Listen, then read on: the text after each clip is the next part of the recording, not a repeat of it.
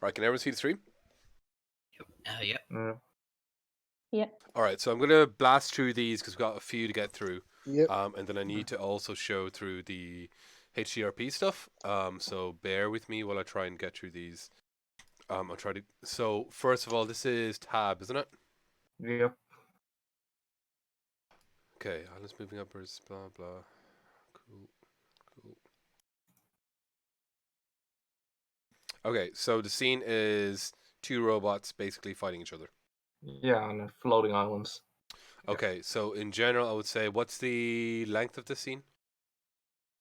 Around about, you said around 30 seconds. I was thinking around like 50 to 60 a minute long. Yeah, okay, so you're like, I would have said it's exactly around 50, 60, at least, Yeah. if not longer.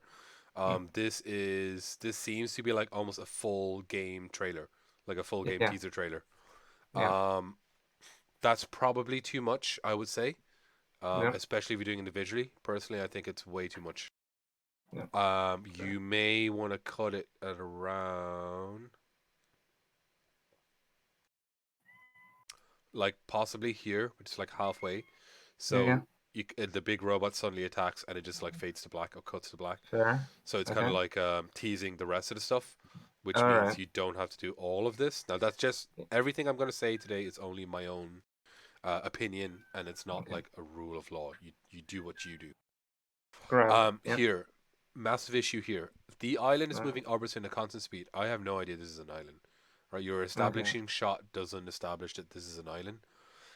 You may want to have an establishing shot that is possibly like, and this is the reason why I'm cutting, because you're gonna see that based on what we're talking about here, the feature is gonna creep, and you're gonna get a lot more shit going on, even though we're cutting the length. All right. So anyway, the island is moving upwards in a constant speed. Instead of doing this, there's two options. You could either go super fancy, do a VFX graph type thing, have like the camera looking down at some clouds, and the island bursts through the clouds and keeps moving burst upwards. through, like going upwards and like constant speed. Or you do like you're at a low camera angle, looking at a field of like grass and mountains in the background, and then you see the island flying up, and then you cut to the island and you can see that the speed's moving, because you need an establishing shot for players to know that this robot's on an island and it's not just like wind flowing downwards, right? Because without the grounding, I don't know. Okay, so always remember that from the videos we had before. I won't repeat this for everyone, but just to remember, in general, the establishing shot is the entire scene, and then usually it goes from the establishing shot to a scale shot, which is something like this. So you know where you are, you know what's happening, and then you know the size of things. Okay. So that's fine. It slows down speed. You probably want to have the robot looking up at this point, and you see like a small dot speck. So as the viewer, sorry, you're looking up at the speck going, what is that? And you see the speck growing bigger. Then you cut to this scene. So you'll need another frame in between here. Both eyes connect. That's fine. Fog. Okay, I never even knew there was fog. Starts to disappear. Camera still stays the same. Okay, so I guess instead of the fog disappearing, that kind of doesn't really make sense. I would say the big robot walks forward out of the fog. You know, so the fog's still there. You just see a blurry shape, and then the big robot walks out of it. You don't need them to disappear the fog. The robot's just there. This shot will probably be, you have it at a 45 isometric. I would suggest a top-down dramatic angle. So looking directly down, say the small robot's here, the big robot's here, and you see it like stomping forward. So you get this sense of like, oh wow, like this looks like two little toys. Because when we're looking at a 45-degree isometric, generally makes it. I forgot a frame. I forgot to add, like, I added it all in like just one beatboard. I'll send that in as well. I forgot to add one. This is dangerous here. Robot and sheets for sword from hand. And close up the sword focusing on the handle, you'll need really high detail then. If you're going to focus directly on the handle. Like, if that's what you want to do, that's fine, but that's a lot of work then. This, like, handle is going to be, it's literally a major character in this scene because it's focusing on it, okay? Yeah. And then you could even cut it there. But if you want to have this slap on the motion blur very high, The robot leaps into action. You swap the rendering to very dramatic rendering, like you animate it, so the rendering pipeline goes to super high contrast. You maybe even go black and white. You have your HDRP effects in the background, and then I would suggest you freeze frame here and cut to black. Yeah, right. Because if all the stuff we've talked about is loads of shit, hopefully so never mind any of this other stuff as well. So Yeah. I would suggest that personally. Cool. Any questions? No. Nope. Okay, cool.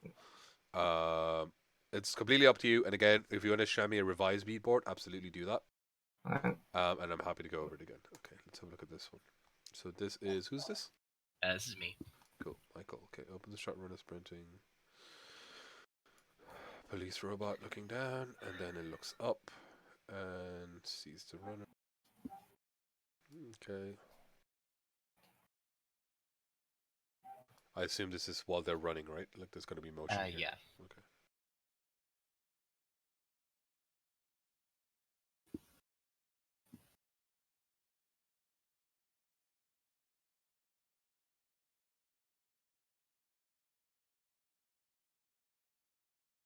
So my major concern here is the city.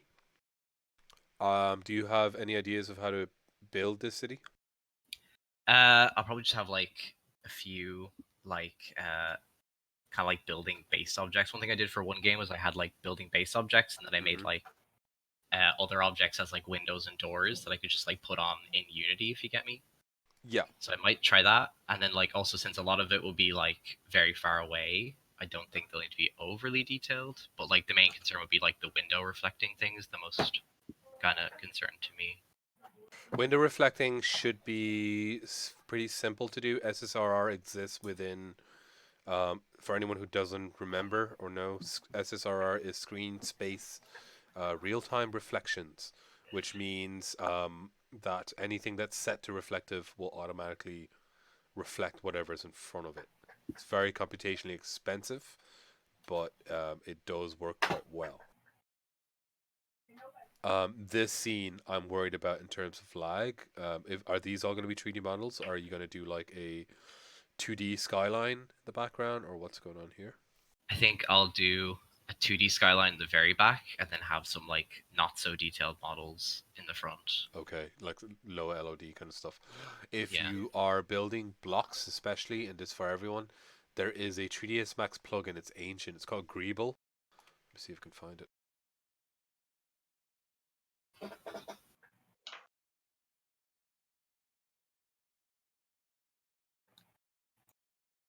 It's good for making stuff like the Death Star. Let's see if there's a picture. Oh, that's the actual plugin. Stuff like spaceships, Death Stars, blocky cities, stuff. It basically just does this. So if you have those base blocks and you tell it Greeble, it will add all these little things on it. And there's little, whatchamacallit, settings that you can mess around with. There you go. So here. So if you imagine this is an entire plane of blocks and you tell it to Greeble, it basically looks like a cityscape. And it's fairly low poly. It's a really useful plugin. I think there's also a city creator builder plugin.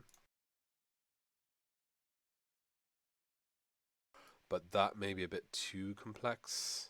So there you go. 3ds Max by using the Greeble and go. So there's even a tutorial there.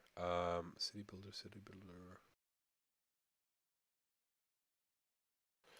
I don't know where the Steve city. has a question. Yeah. It's in the text. Chat. Is it difficult to use plugins on 3DS? I've not used plugins before.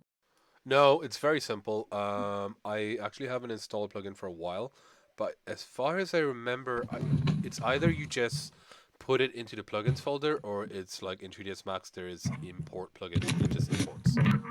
And then once you're imported, it comes in the special like tools plugins, and it kind of works then just like it's almost like a modifier window, but it's outside of the modifier window, and all the settings are there. You just kind of tweak them. It's very simple. Like it's pretty easy.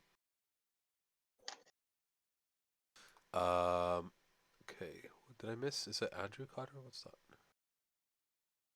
Okay, so there's Andrew Cotter's, and then there is Evelyn's.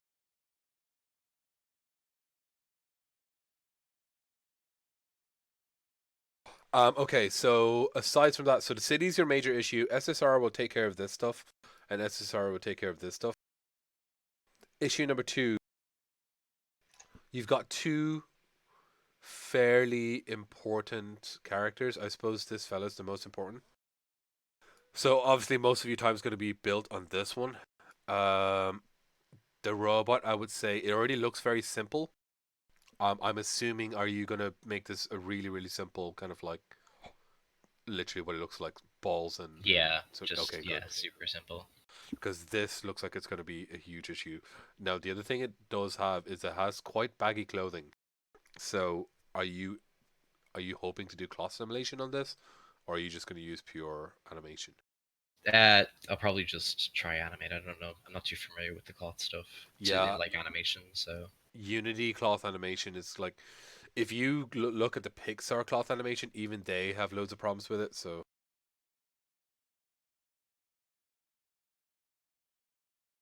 and they're like a huge company. So, I Hi, would I'm Haley. possibly yeah, shut up.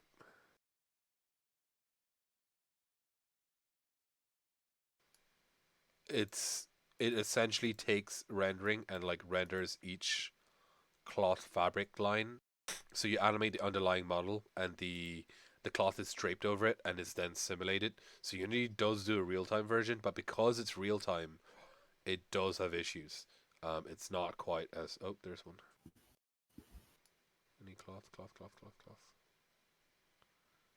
I can't find it. I'll send it in later if I can find. I literally watched it yesterday.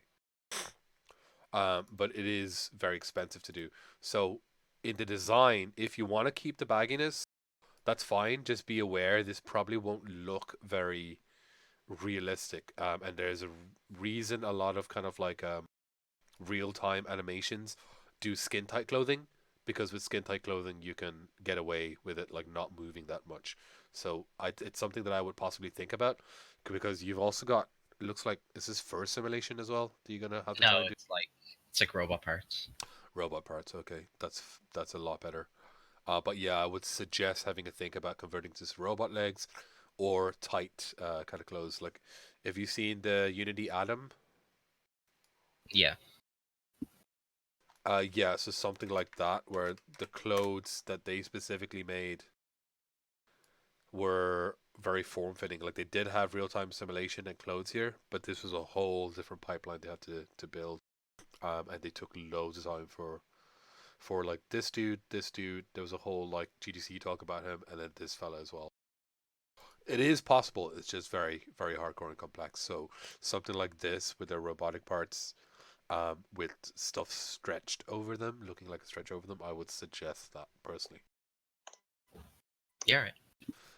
Um, aside from that, the animation is fine. If anyone doesn't know or hasn't tried, I think I said it before, but Mixamo helps a lot with animations, especially if you have a ton of animations and you don't want to build them yourself. You basically can import your own model. It will rig it for you, and then you can choose from a library of animations. It's pretty good, and it's very easy to use. So I would suggest doing that if you have something like this. I think this is a lot of animation. Like the robot, you could probably hand animate. Everything else, I might suggest using using Mixamo animations. Okay. Aside from that, timeline wise, it's big, but I think it's doable. So I'm okay with that. To the moon. So this Megan. Wait a minute. Zoom in. Okay, so establishing shot. Zoom in. Zoom into their back. Is it, Megan? Like, are we doing an over the shoulder zoom? Yeah, so they're going towards them, but it's keeping the moon in the frame, sort of thing. Right. Okay. So it's gonna go down, and the moon is gonna like. I don't know how to explain. The camera will go down like this sort of thing, keeping Yeah. that frame, and then the moon's still there. Okay. Camera rotate to right frame. What's the point of this shot? It was just sort of like what I seen in my head. Like it was just more so showing the light shining down on them and then looking at their faces. So when you rotate around, you see the lighthouse and then you rotate, and then you see their faces more so. Okay, but the lighthouse doesn't feature anywhere else, right? It's It's just important in terms of like the story, but like not this particular scene, okay. In if that that makes sense. case, no, I get that makes complete sense. In that case, I probably wouldn't have it. I'd Yeah, probably merge these two by having, as it zooms in, you have a volumetric light on the moon, and that slowly heightens in intensity. So as you're coming into the back of it, it looks like they're more and more covered in spotlight. If that makes sense. yeah, The lighthouse can be there, but it's just incidentally there. And then if this was a full movie later on, we do something for the lighthouse. But right yeah. I now, had to narrow down the scene because in the actual game, is what's the word? oh After this sorry, little this is moment, the To the Moon game you're making yeah, it for. Okay, okay. yeah. So basically, in this actual scene, they're just looking at the moon. It's literally just an image of them looking at the moon. So I just decided to like change it so that it's like an actual scene where the camera's moving around. Um, but like I had to shorten it down because it's quite a long scene. And after this, she talks about the light, how each star is a lighthouse. So I didn't know whether to like include the lighthouse or not, but Like you um, can have it there in the establishing shot, and yeah, I think that's subtle enough. People should be able to get that. yeah, Close up on the characters, and then okay. So this is a facial close up, right? Like yeah. Well, you I can see their body, but like yeah, it's focusing on the face. yeah, I would do a full close up to here. Oh, really? If Okay. yeah, if you're doing for personalities, cut it off here, and that way you don't need to worry about animating these. You just do these. I assume these characters are going to be quite simple. They're not like realistic, are they? Yeah, I was gonna do the girl character for my actual chibi character thing. Right, So they're sort of low poly, yeah. right. That makes sense. Okay. Okay. Are you gonna take the audio from the To the Moon? They don't like talk, it's just text. So I don't know what to do. Like I could record it myself, but Okay, because that introduces a huge amount of complex. Have you done voiceover or voice recording before? um no. It's not. But It seems easy because you're just getting a recording, but it really isn't. Like every little tiny echo and reverberation becomes it just sounds awful if it's not done really well. okay, And I would suggest at this point just to do the text. To be honest, just text, okay. I think so because you're kind of like emulating the game, so I think that's okay. Yeah. Warm taking over. So okay, you're gonna shift the color to warm. I would also suggest you're moving in here, holding on the back, moon's in the sky. You can skip to the close up, and then when you skip back here, it's just I would say they're silhouetted. Like you probably can't even Oh yeah. see, yeah, their colors or whatever, just pure black. Yeah. Which allows you to also get away with less animation. Yeah. Moon halo to characters. Okay, so you're just gonna increase the bloom, I assume. Magical Yeah. scene, imagination animated, rolling cliffs, moon and rabbit. Okay, so there's a rabbit constellation behind, is it? Yeah, so the whole point of the scene is like they're like trying to find a rabbit in the sky, make like out of stars. So they basically make it out of the moon and like some stars around it. So I was gonna have it like sort of really magical looking, so maybe animate the stars, like have them moving and shining and stuff. And maybe have like the rabbit being drawn somehow.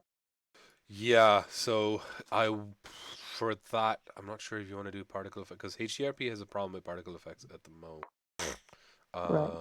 Not sure how you would do that. Like, I know how you could obviously increase the bloom intensity of the stars so they would begin to glow brighter. In terms of the lines being drawn between them, you might have to write code for that. Like do a line renderer between each one Lovely. or something. Yeah, I mean, yeah, I could figure it out, I Or guess. actually, sorry, what the fuck am I talking about? If you do timeline animation, so you just have like little cylinders between them, and you just Mm. animate them, like Oh slowly. yeah. Yeah. Which is why I would personally cut here, because this one is big. Like, and this if you pull this off well, this is freaking awesome. If you can pull this off well, so Right. my suggestion would be cut off here and stop at this bit, because this here. Well, again, instead of this, fuck it, just cut back to here. And you can see if you have the animation, that just means you're just cutting to this, and the animation's playing in the background. Zooming into the moon. How would you look at the moon from behind? I was just gonna do it really weird so that the camera's like behind the moon. Not realistic at all, just sort of bit out of this world looking. Um, yeah, I don't know. Yeah, see, I'm concerned with this because then you'll be able to see other bits around the area, which, like, here, if you keep it the way that I was saying, you're always focusing angle here, so behind can be like nothing. Yeah, yeah. Whereas if you're doing this, it starts, now you need to fill out the background as well. So I'm not sure. I personally, again, I would cut here, or go from here back to here, and you just see them looking at the moon while the animation is playing, and they can have all the words going on. Yeah. And I would just cut there. That's just my Okay. opinion. Okay, so Yeah. okay, cool. Who's this? Mine. Okay, this is who's mine? Who said mine? Harry. Okay, Harry. So camera pans. Oh, this is a tree, is it? So we're looking at a tree. Yeah, it starts off tree. What's this character? So I haven't decided on, like, that's just the character I drew there. I'm not. It's going to be a stylized type thing. It's like low poly, so like everything's not going to be like it's going to be detailed, but not super detailed, because don't want to do you all have an art style I can look at to understand it? Not yet. Okay. Focus on character's arm. You probably don't like this shot is very side on. Yeah. And if you remember, like, this is a good one because it's like the perspective is leading into this fella. We have a foreground, we have this midground, and then the background in the back. This one's a good shot. This Yeah. shot, it's very flat. Like, there's just this. So bring him more out into the center or something like that. Yeah, like you could probably skip direct from here to here, to be honest. Like Oh, here, okay. and it pulls out and it goes directly. I don't know what these two. What's the point of these two except to show a Yeah. sword? Well, like I wasn't sure if I was going to do some drawing back or something, like from God of War, where he draws the weapon to him, like with like Kratos' I get axe. you. Okay. In which case you can still do the same. This to this, and he draws the weapon to him. Yeah. Camera focus on the tree being cut down. Okay, so the character is massive here. And you're seeing a low poly character. Yeah. So like it would be focusing on his face by the end, like kind of him breathing heavily, like. Okay. Yeah, I'd probably skip from here to here. This cuts, and then I guess this is it falling, and then you're looking up at the character, I assume. Yeah. Okay, so you probably want this at a very low camera angle. You may want to have some like lights at the back, like a sun at the background, so a volumetric light shining through the tree. What's the point of the zoom on the character's face? It's because I'm just gonna have him breathing heavily, like the character like just breathing up and down after like cutting down the tree in one swing. Okay, but it's low poly, so the face won't have any emotion in it, right? Like that's where I was like thinking like I was gonna try and put some like emotions like to like make it more like tense of him, like just after cutting down a big tree. So No, I get that. It's just more like I would the get this character if won't this have. was, yeah, like if this was a, like the Witcher tree or something, and it zoomed into Yeah. his face, and you could see all the little micro expression. But you don't have that because you're low poly, so Yeah. I'd probably hold here. Okay. So you can cut these two, go from here, and then hold here. You don't need to zoom straight in, because even with here, you can see all the armor pieces moving, the body kind of like breathing in and out, and stuff like that. So that will kind of make sense. Yeah. I don't know if it fits, but you may want to give it a helmet. And then what you can do is that cliche thing of like the eyes start glowing or something after Yeah. you've zoomed in. It just means you don't have to do a full humanoid face and then animation for that face. Yeah. Okay. Okay. Cool. This is who? Maya This is mine. Mayowa, right? Yeah. All right, Mayowa. Hella Page long 2 and page names. 3 are gone. Page 4 is gone. The last page is the one I want to do. 2 pages. Wait, what? Last page. So what I kind of want to do is what I really want to do is like there's a meteor falling from the sky and basically he cuts through it, and then that's basically what I want to do. So it kind of like emphasizes that whole scene. But the ones beforehand, I was like, I thought it was kind of random, so I tried to put a story to it. If you get me. No, fuck it. Fuck it. Like, we're not doing narrative. So obviously we do need some sort of grounding narrative for the sequence to make sense. But if I see a super cool sequence of a robot smashing a asteroid in half and it's really well done, I don't give a shit the reason. I'm just looking at how cool it is, right? Like especially if I'm assessing for visual design. So I don't need a backstory. I don't need I know what a robot is. I know what an asteroid is. I know what cut in half means. I know that's impressive. So I don't need too much more. Kind of like backstory, if that makes sense. So just focus on the end sequence kind of thing. Yeah, and also this extra enemy character, does it really need to be there?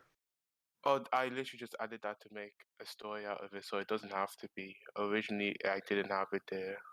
Like straight up, if you just have, again, your camera angles the same as Harry. I don't think your camera angles emphasize the strength and power of this robot. So it should be possibly some like you probably want a symmetrical shot with the robot getting ready from behind.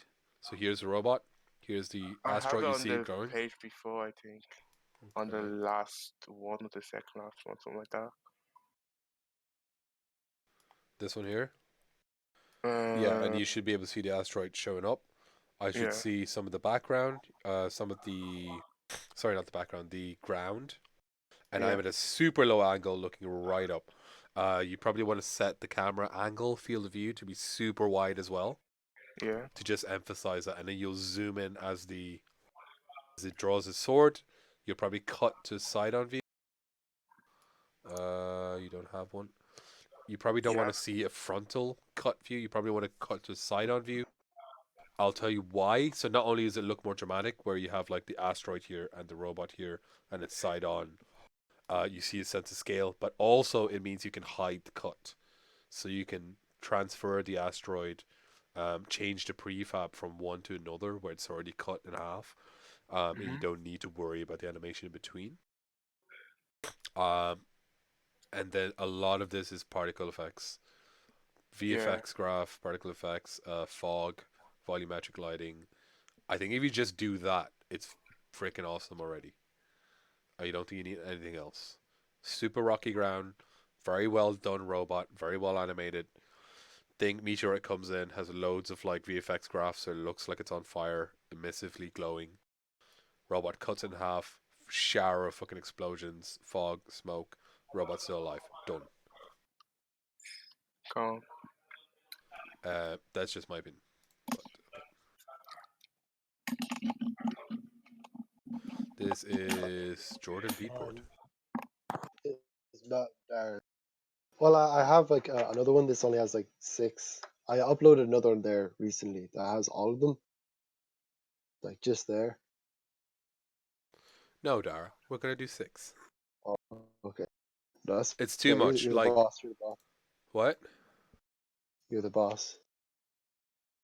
I really don't think you should. This is huge. Like, you've got Yeah. camera, you've got skip rope. Okay. Do you know how to do rope deformations? No, I was thinking of just doing like just one like sort of mesh and having that rotate around. But I could cut the first 2 out definitely. You have to rotate around, but if you look at a skip rope,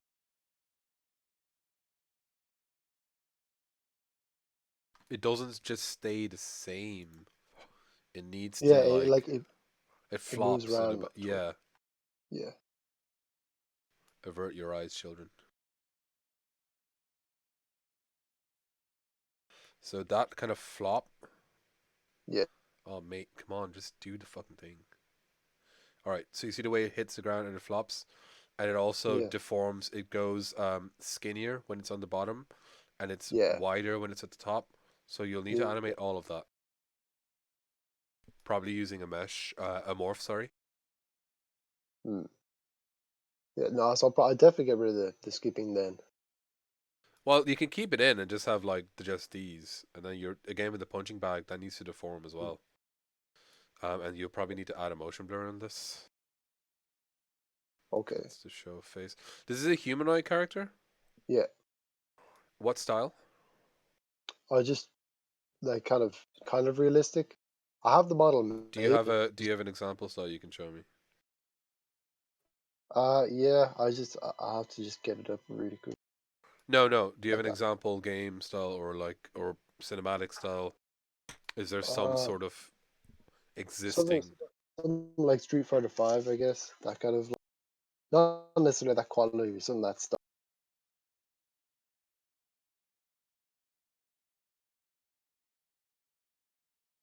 Okay, so like hyper realistic, super deep, like ambient occlusion, Okay. something like this. Yeah, possibly. Okay, have you done like facial features like this before Yeah, I in can 3D? Like, yeah, I can show you some stuff I've done. are you sculpting this or are you modeling? Sculpting. Okay, that's much better then.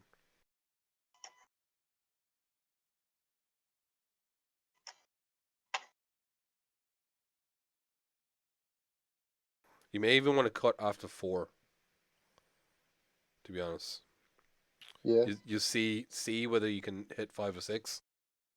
I would suggest, like, because this is a lot. Yeah. It's all the animations of them. It's the background. It's the because this gym can't just be like a box. Like it needs to be look like a gym. Yeah.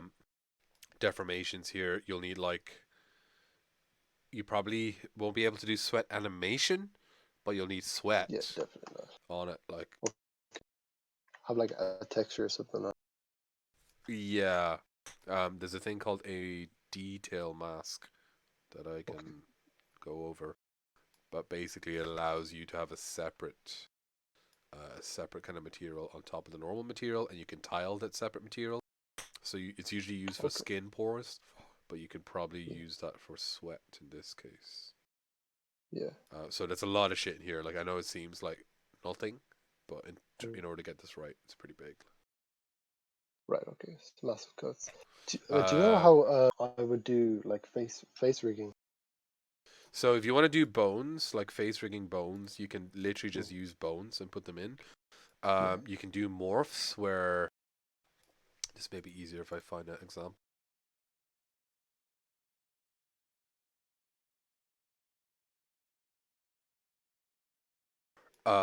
Okay, so this is a bone system, right? So like each thing. Oh, no, this is not a bone system. This is a morph. So there we go. That's a good one. So each kind of like facial feature. I know it looks like ass. The actual model looks terrible. But the concept is sound. So like you have a shape for this, you have a shape for this, a shape for this, a shape for this, and then you can set up. You can either manually do it in the morph target, or sometimes they set up this kind of controller system. So if I push the eyelids up, it will make this eyelid go up. So it basically this is linked to, let's say, this morph target or something. So the more I move that controller up, the more it tries to match an eyelid that's going up, if that makes sense. It's pretty complicated. So again, that's why I was saying if you cut it like direct here, job done. You only need to have a very like, stressed out facial expression. That's it. You can have a bit of movement in it, but you don't need to do a full facial rig. You can if you want to, but it's pretty hardcore. Okay. Okay. I've done bone facial rigging and I've done more facial rigging. y'all have seen my Samus. That Yeah. facial rig took, I think, a month to rig and Wow. animate, and that's just a bone facial rig, which is easier than a morph rig. The morph rigs take about the same time, but they're a little more difficult. Okay. Faces in general, pain in the hole to get right. It's very easy to do them badly, but because faces are faces, people pay attention to faces. So if they don't look well, it's very noticeable. Like I'm sure we've all seen terrible cartoons where the face is just a little, or even like the amount of guff Star Wars got for Princess Leia in Rogue One, and for or Tarkin. or Tarkin, like, Yeah. and that is Oh, teams of people for months trying to get it absolutely right, and us plebs can still go, oh, something's weird. So it's always very dangerous. Now, you having it stylized helps. The more stylized your character is, the more you get away with generally. So having it more stylized does help a lot. But just be aware, it is hardcore. It is pretty difficult. okay. Right, Donatello storyboard. Oh no, is this a GIF? Oh no. Who's Yeah, this? I have an image now in a second. I Okay. just Can I skip you then, and then you let me know when you have the yeah, image? come back to me. Yeah. Okay, so we've got, again, I don't know what's going on in terms, I don't know the full story, but we probably will need to cut this. Let's see, establish a shot, dark light, looking up.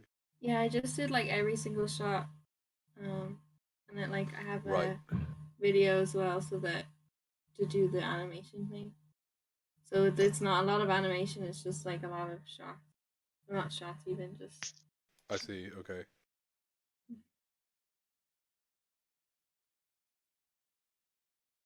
Okay, so I get what you're saying. This is doable, it's very difficult, but the necklaces I'm worried about, because Yeah. how's the bird going to take the necklace off its head? Like, this is... I was thinking to just like put its head down and I just animate it like falling off. But you do a simulation in 3ds Max and bring it in? I'm not sure. Yeah, it's very... This is... What you I guess I could could do... also just make it like hold it or something. Yeah, or you could like rip off just the pendant or something, so it's just only that bit, as opposed to the entire necklace. It is on a boat, is it? Yeah, I just wanted to put it somewhere so I didn't have to have like a lot of assets to make. Because like you have to fold. Oh, okay, it's a very simple kind of robot thing. Okay. It's just like a little boat, yeah. Because then I only have to make the boat and like a few other stuff. You'll need the I made boat, the compass, the bird. I made the character already. I put it in the chat. Okay. Okay, and the treasure map as well. Mm-hmm. See, like stuff like this, I assume it'll be a little paper taped to the compass because it needs to flutter and stuff in the wind as well. Like that needs to like flop. Mm-hmm.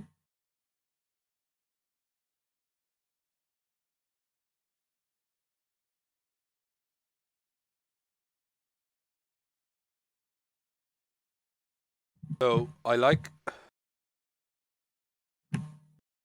all the shots up to here. The sideways one is fine.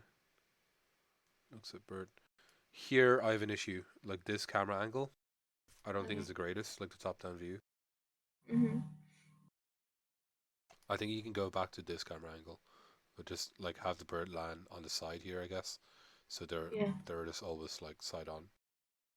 The top-down view, because remember the top-down view is for a position of power. So I'm like, I don't really know why we need a position of power here. And then we go to a close-up. That's fine. I would say swap from the close-up here to look straight at the bird, and the bird reaches down and picks out the necklace. Again, maybe this is how you cheese it. You look directly at the bird's head pops down and then pops up with the necklace in its mouth. You don't need to worry about the animation, right? So we'll cheese it that way. Then he can reach out and take it and then smile and job done. How are you doing the animation of the face? Yeah, I think I could do the eyes, and I was kind of messing with it. I think I could do enough motion with just the eyes, and it just doesn't have a mouth. Okay, I see what you mean. And how are you doing the eyes then? if you can see, I put the model I made. So I was wondering, I'm gonna ask you this because the eyes are just spheres. So yeah. There are little spheres in there, are they? Yeah. So I thought I could just like squish them and scale them and stuff. Yeah, I was going to say Yeah. exactly that. Okay, so if you squish and Yeah. scale, that'll probably work very well. Yeah. I was kind of doing it, and I think I can get enough emotion out of just the eyes of element. Okay, perfect. Okay, that seems okay. Good mood board as well. I'm sorry, beatboard. So now I'm just waiting on Andrews has just gone in. Did I miss anyone? I did. There's Aaron's as well.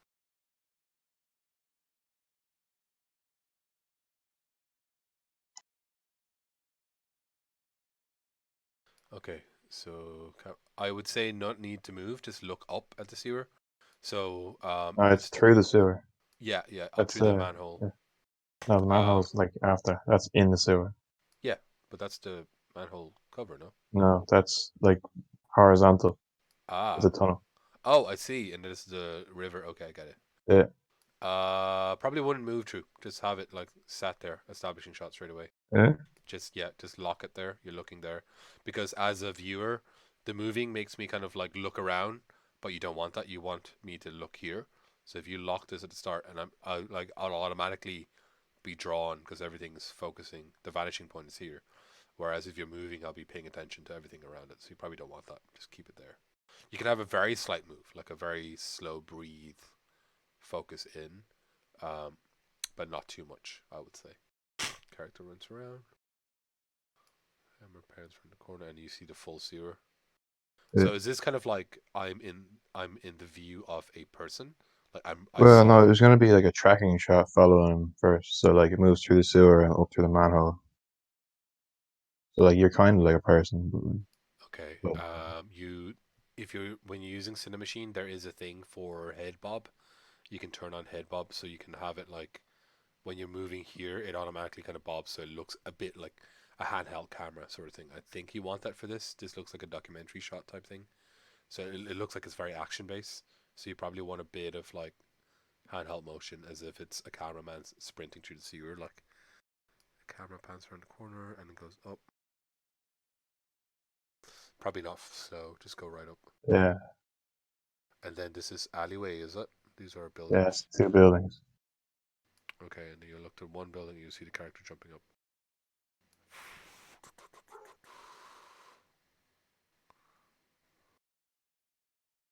Cut here, I think. Literally just cut. Yeah, just like it's going up the thing, going up the building. Sorry. I would say you see the character running up, which is good, and then I'm not sure if you want to follow them up. I think you just cut directly to coming up here, like the character coming up, and then you'll slow zoom in and cut.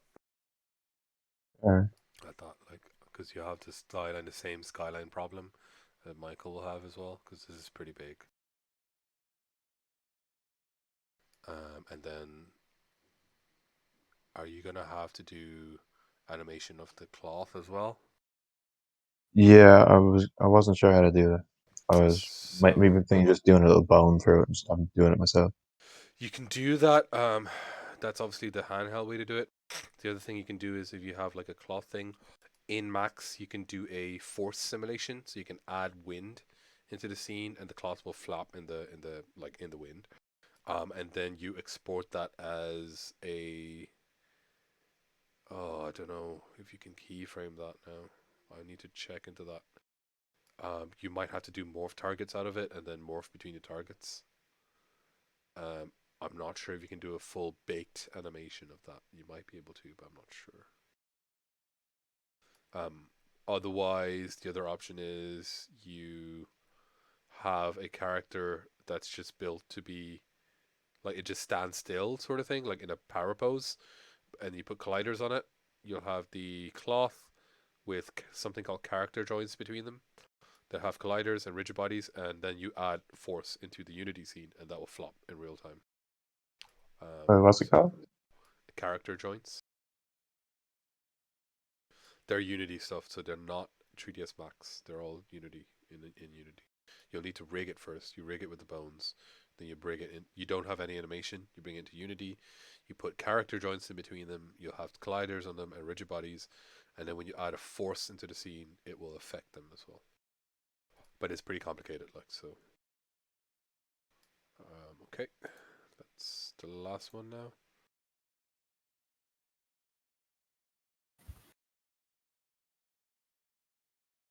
I'd say we start from this scene, like this door slams open, or yeah, doors. Maybe not the door slams open, but at least this robot comes in to view, and these robots you can see them looking around, and then it pans down to this dude. Right. Lights come on, music starts to play. This one jumps over. Start shooting. I probably cut here, to be honest. I know that seems like very harsh, but there's a lot of robots in here. There's a lot of animations. They'll be knocking things over, looking around. They need to look like they're actually looking, not just like milling around. So they'll have to knock shit over. They'll have to smash stuff. This one has to come over. The lighting has to change. This lighting has to turn on. Music needs to play, and then this shot is probably like fast, and then a little slow mo, a little bit of slow mo, just at the hang time, and then shots are gonna come from here. So I'm not sure about all the rest of this shit as well. This is a lot. I would say aim for this, and if you can go for the rest of these. Right. But I would aim for up to here possibly, because then you can just cut like where all the bullets flying and they're all shooting back. Super dramatic end. This bar, I know it's only a beatboard, so you don't see, but this is gonna sell it. Like the location is gonna sell it, because it's all within one small location. So again, stuff like every shot you take will leave a little burn mark. Bottles will be breaking. Tables will get scorched. So there's a lot in here. It's all about the environment in this situation, in this scene. So I would say focus only up till scene 5, because you can't get away with doing like a shitty, far away, blocky city skyline, because it's far away, because everything is close and in view. So you need to actually make stuff look good close up. Cool. Any questions? Did I miss anyone? Okay. So Jesus, that took an hour. So I'm just gonna go over the HDRP stuff very quickly, as we said last week. You've got my beatboard comments. Again, if you have a updated beatboard, do let me know, and I'll look over it again. And hopefully this explains why these beatboards are so important. It just allows us to get rid of all the issues at this stage before we go off and build crap loads of stuff. So let me just open up my...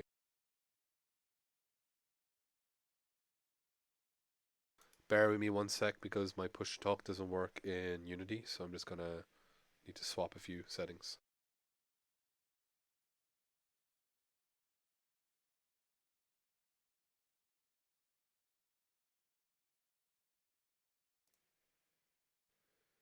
Testing. Okay. Can everyone hear me okay? Yep. Okay, cool. Yep. So, here we go. So here is the Cyberpunk project, which I've made a few changes to it since you last saw it, but it's more or less the same. Have I shared this with you all yet? Some of us, yeah. Okay. There's a GitHub link. If someone reminds me, I'll put that GitHub link into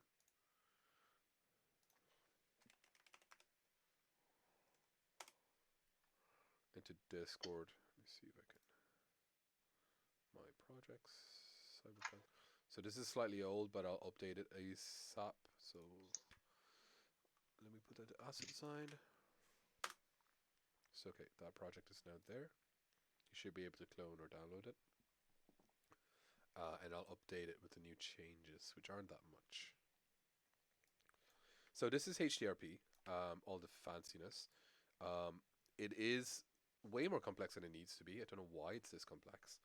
But either way, essentially your project settings need to use the HD render pipeline asset. And you can just create one by going right click, create rendering, high definition render pipeline asset. You just create that and I'll show you the one that I've already created. I basically left everything default here.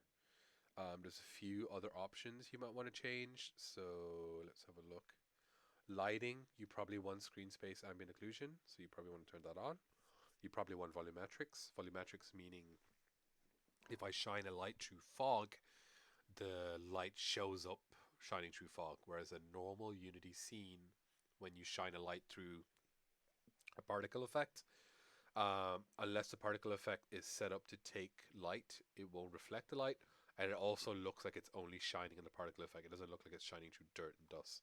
Whereas with this on, it will. Volumetrics should work as if you should hopefully be able to see here.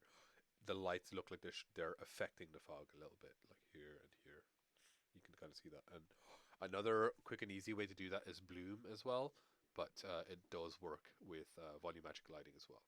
So if I'm not sure if this is real time. If I turn that off, yeah, you can see.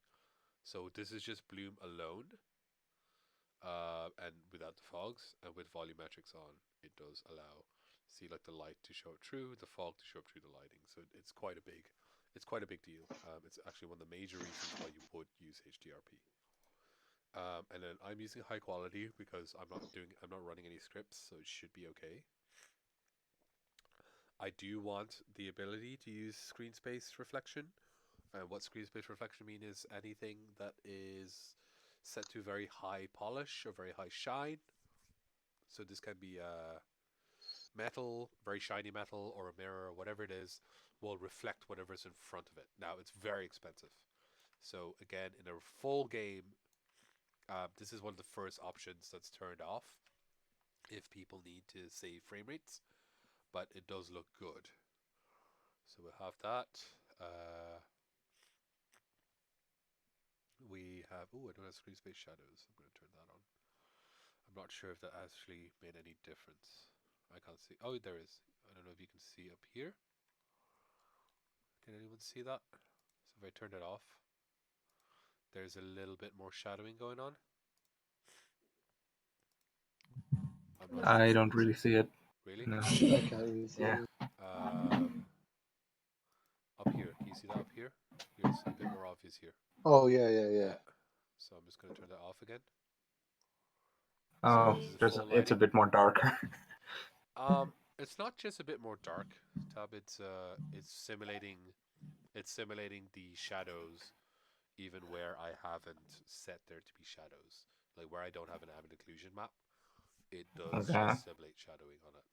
Now, a lot of these things are super subtle, and this is why we're in high definition rendering pipeline. We're not in like the basic rendering pipeline anymore.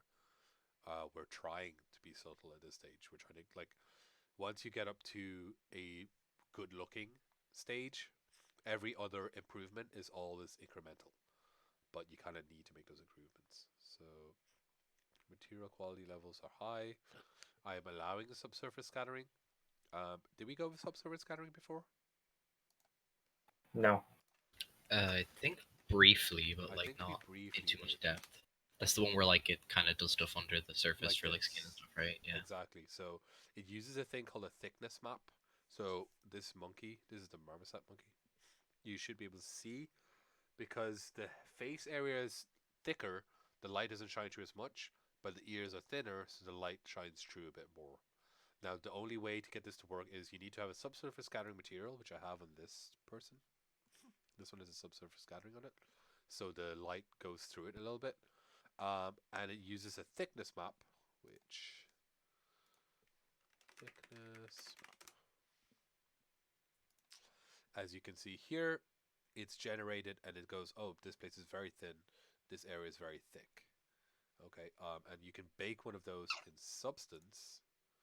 In the baking area, there should be ability to bake a, there we go, thickness map right here. You can just click thick and it will make a thickness map for you. Sorry, I have one right here. So you don't need to worry too much about that. It uses a world space calculation and literally just calculates which areas of your objects are thicker and not thicker. Okay. Let's go back here. That is subsurface scattering. So without that on, I think this will stop working. No, it's still okay. But I do want it on. Everything else I usually leave default, at least for now. And then you need to make sure that pipeline goes into your graphic settings. So by default, it'll use the universal render pipeline or the low quality render pipeline. But if you create this pipeline and then drop it in there, Unity will know to use that pipeline. Okay? So you just right click, create, rendering, and high definition render pipeline, call it whatever you like, change all those settings that I said, and just drag it into your graphics settings. Now, that's not all you have to do, because you can have that all set up.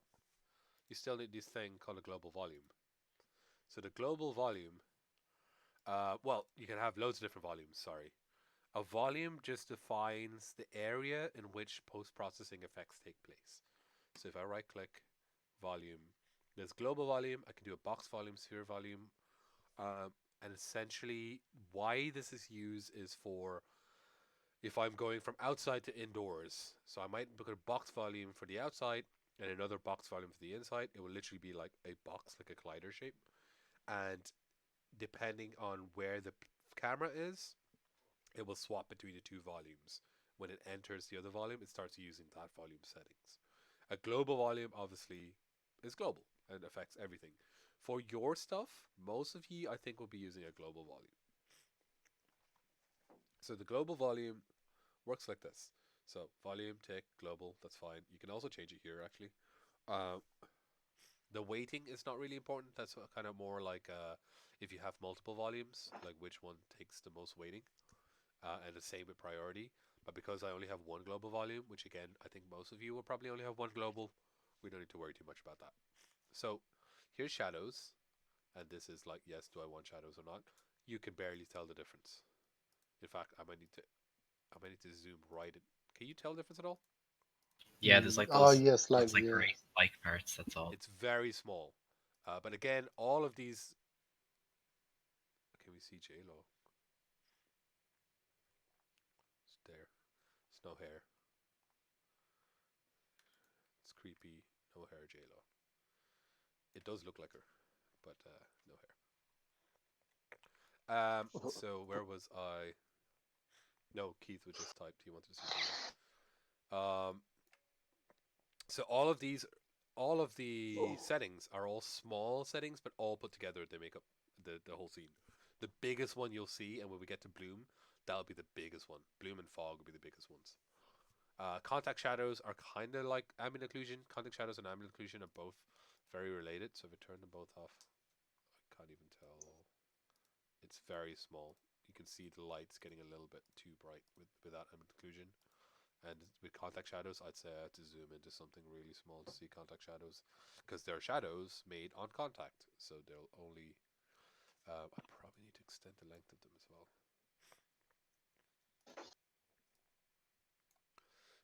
So all the settings will allow you to change multiple settings.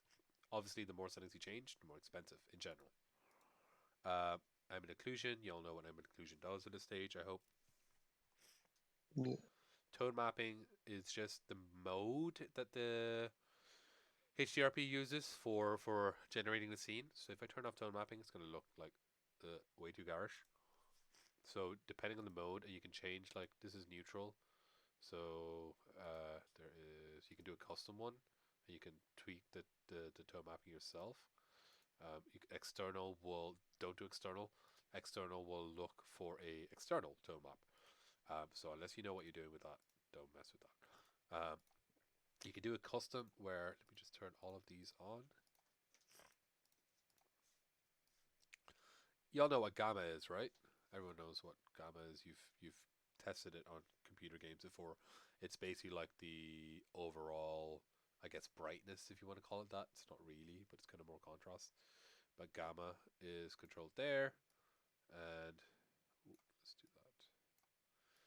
And you can basically kind of visually see the changes that are being made on scene overall mapping based on these. It's kind of like the curves in Photoshop, kind of. Okay, so I like Asus for very like over the top kind of like super hyper realistic, which I have here. Excuse me. Sorry about that. So over the top stuff I have here, and then neutral is for more realistic looking, I suppose.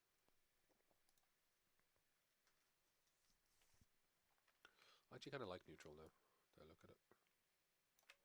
My fog's too high, but I kind of like neutral. Right, I might go neutral, and I'll turn down the fog. So bloom is the biggest one. If I turn off bloom, everything that glows doesn't. So all of these have emissive materials on them.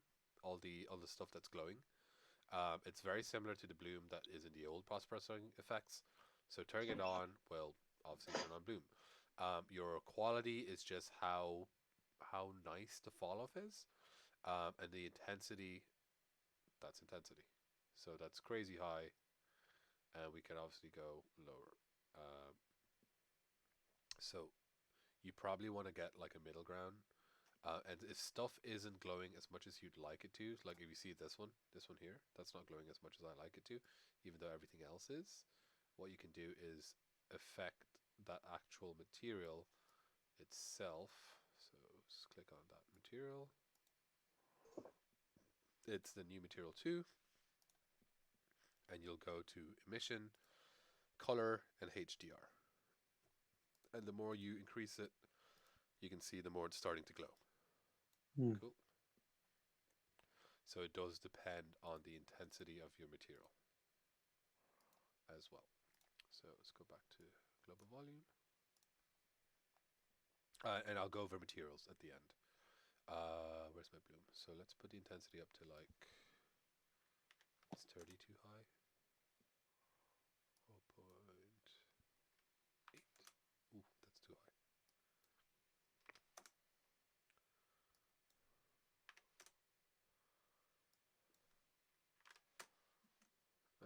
It's a little high, but it's fine.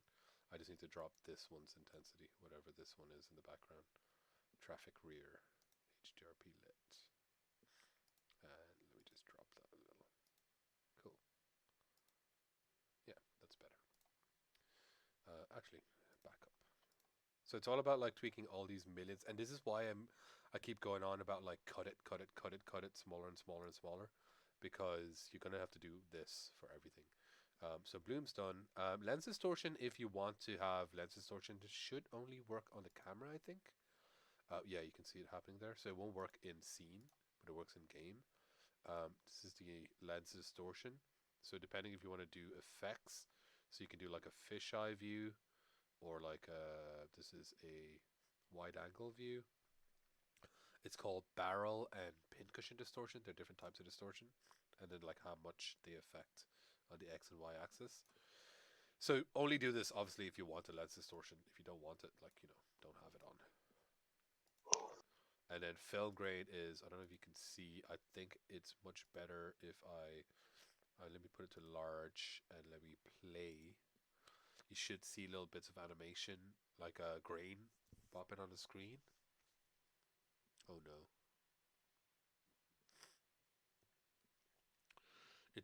There's a lot of fog, so you can't see it that much, but it basically is like the fuzzy kind of view that you have on screen when you have a oh god, when you have film grain. So like you can turn it on and off. It's very subtle, even though, like I have it like on pretty low intensity. Maybe that's, oh, you can see it. There you go. Sorry, my intensity was too low. So that's film grain. It just makes it look more. The more film grain you have, the more old it looks. The more old school. So for Cyberpunk, I actually kind of want a little bit of old school, because Cyberpunk is like a 70s thing, 80s thing. So I kind of want a little bit of that aesthetic. Like not too much, but just a bit.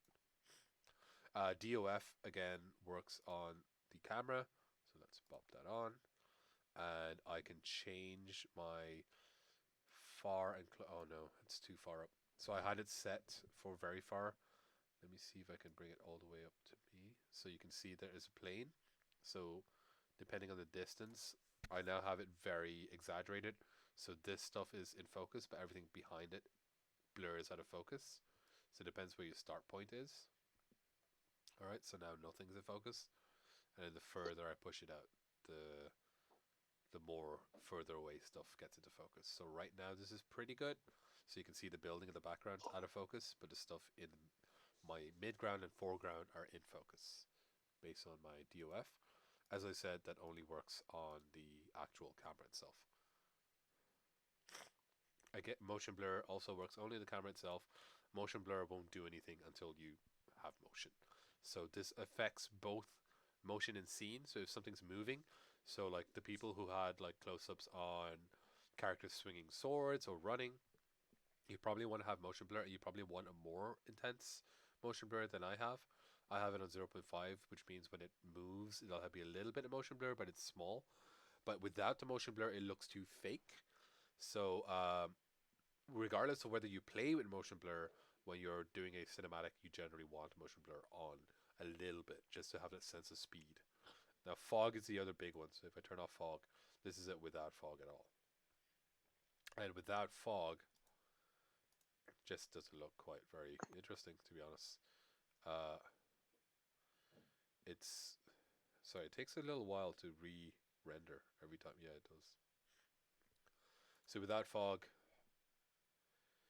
it's like fine, but the fog just gives a little bit more of a sense of atmosphere. I have it very high. You probably don't want it this high. You can change the attenuation distance is how it's better if I go here. Attenuation distance is how high it affects. So if I drop that distance, sorry, if I make the distance higher, it attenuates more of a distance, so it gets less over time. And then there is a base height, so this is where the fog is coming from. So my base height is very low down, so it's coming from down like 14, and it's dropping off quite quickly. So if I look up in the sky, there's less fog. Now I may want to do this the opposite way, where I have the height up in the sky, and then I'll attenuate it very highly. So when I look up, there's fog above. I'll drop it down a bit. There's fog above,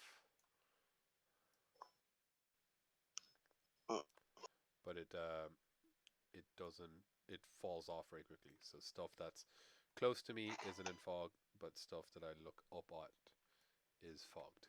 If that makes sense. Yeah. Yeah. All right. So then I got SSRR. That's for the reflection. I don't have a lot of reflective stuff in the scene, so you probably won't make a huge difference. Let me see if I zoom in on a metal piece. Will that show me anything?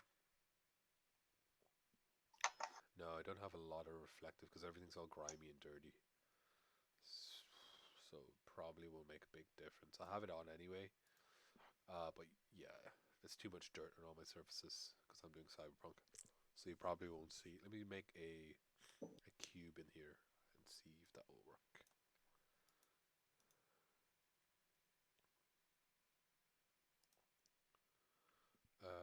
Where the fuck's that cube?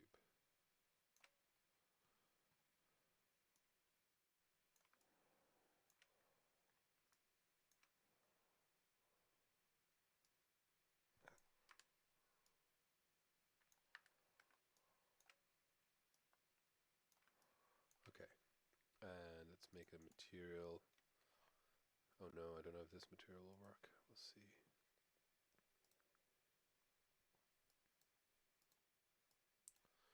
Super metallic, super smooth. Where'd that material go? Here. Yeah, you can see that reflection. Can you see that? That it's reflecting whatever is in front of it. Those are reflections happening. Yeah. Like it's very nice, and it works very well.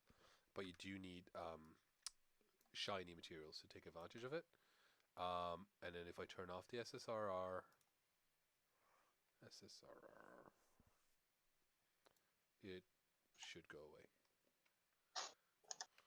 Nope, it doesn't. Stay. It stays. I may have a global SSRR on the... Oh, I have it in the project settings as global SSR, so it stays anyway. So whatever. So sorry about that. Turn off. No. Yeah, it's on global, so what else? Micro shadows, again, in a huge scene like this, they probably don't make a huge difference, but I had them on anyway, because why not? If you want to make color adjustments, this is where, I don't know if you can see, it's a very subtle thing. So I can increase like stuff like contrast, that's way too much. I can reduce contrast, I can change the color filter, I can shift the hue, so I may want to like shift everything, all the colors, and I may want to bump up the saturation or down the saturation, get like a black and white type of thing. So it just depends what I want really, but you can control it all from here. And then you can do a post exposure as well. So after exposure, what do I expose to? Okay. Then I have vignette, which hopefully you can see the corners of the screen get darker if I have a vignette on. And then there's multiple different modes, but I have procedural just it keeps going because I don't have a mask. Color of the vignette, so you can change color. So it could be like a red vignette on the side or white. I'm doing a black one, and then obviously the intensity of the vignette. So I don't want it super intense. And then finally, chromatic aberration. I could actually do chromatic aberration because it's cyberpunk. So chromatic aberration. Let me see if it can have the intensity way high. If you look at, especially near lights. Oh, you don't even need to look at lights. You can see at the corners, all the colors kind of separate, and it's a very old school. Comes from like VHS technology, where like the color TVs had issues, or the color cameras had issues at the, especially with bright lights and kind of like when they were offset because it was like red, blue, green pixels not being aligned properly. So having a little bit of chromatic aberration gives you that kind of like CCTV or old school kind of like cyberpunky look if that's what you're going for. Okay, but again, do be careful how you add it. Don't go crazy. Just have a little bit of it. Coolie Bops? Any questions? So far. I just have a little bit more. It's regarding the materials that you need to use. But so far, any other questions? No. Okay. Let me just save this. So now let's go to substance. There is something. No, sorry, not substance. Let's go right here. There is something in this HDRP that you need to be aware of when you look at the materials. This is opaque, so I don't know. I put it on subsurface scanning. This is a standard material, but you may notice something weird, which is the inputs are not the same. So the base map, the mass map, the normal map, they're different. Like, what's a mass map? A base map is your albedo. So if you look at the albedo, it is just your normal like texture, color information. The mass map is a very complicated one. So let me click back on this fella. Give me HDRP lit. So the mass map is a weird one where it's, let me see if I can find the Unity documentation.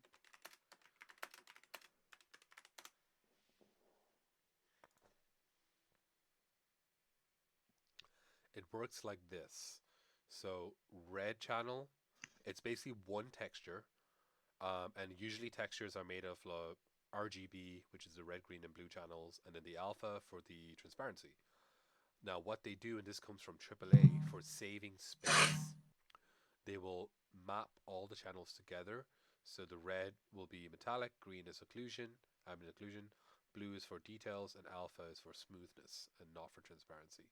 And it uses all of this and creates something called a mask map.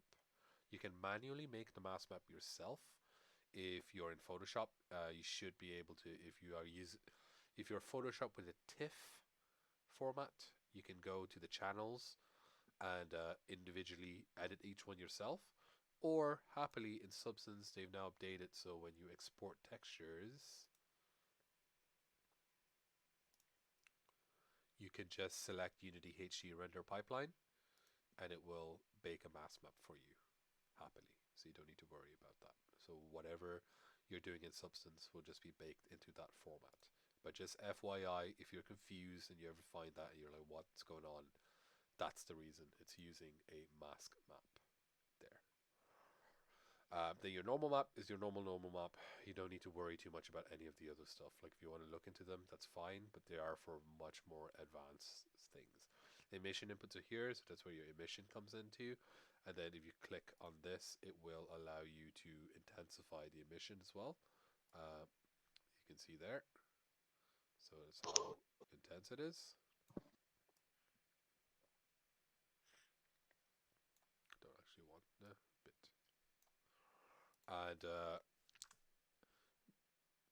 the other options, again, you don't need to worry. The detail map is what I was saying. Like you may want to have a detail map where it has smaller fine-tuned detail, and it's what you call it, like tiled all over the surface. So I can have like a 1024 by 1024 skin pore mask, and it will tile it across the entire surface. And I'm using a mask map to tell it where to show it and where not to show it. But that is more advanced stuff. So, any other questions so far? This here is the you don't need to worry about alpha clipping, I don't think. But you do double-sided by default. You don't need it, but in case you do want like a plane, happily now in HDRP you can double-sided. Receive decals, you don't really need to care unless you are putting in decals, but I don't think most of us will be. And receive screen space reflections, absolutely you want that if you have screen space reflections in.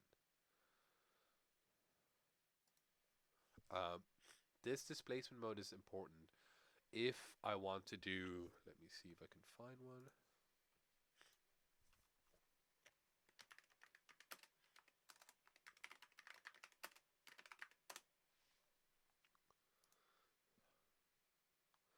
This may work. Let's see. This is a YouTube video. Hopefully this shows what vertex displacement does. So it's used a lot for stuff like snow, bits of dirt like this. So what it does, there's a displacement map which you can create in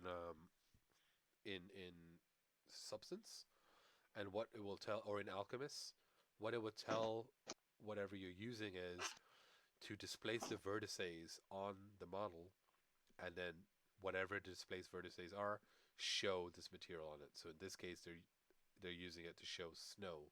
So it's pushing up those vertices that are on top of the model using the displacement map.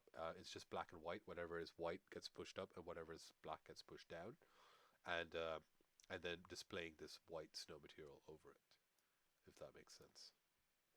And you can then control, so you can see in the next one, it only affects certain areas. Cool. So again, you may not need to worry about that. You will if you are doing like real-time snow, something like that. But in this case, if you're not, then you don't need to worry about that. Cool. So that is HDRP. Before we finish for today, for the next week and the next week's going on, there's not we're blasting through the material because obviously we can't do that much in class. So I'm gonna probably swap to tutorial mode. So from next week, I'd like to see your animatics and just where your progress is, and then we can take it from there. It'll be Easter after that. Yeah, that sounds cool. Cool. Any other questions? I'm just gonna stop recording.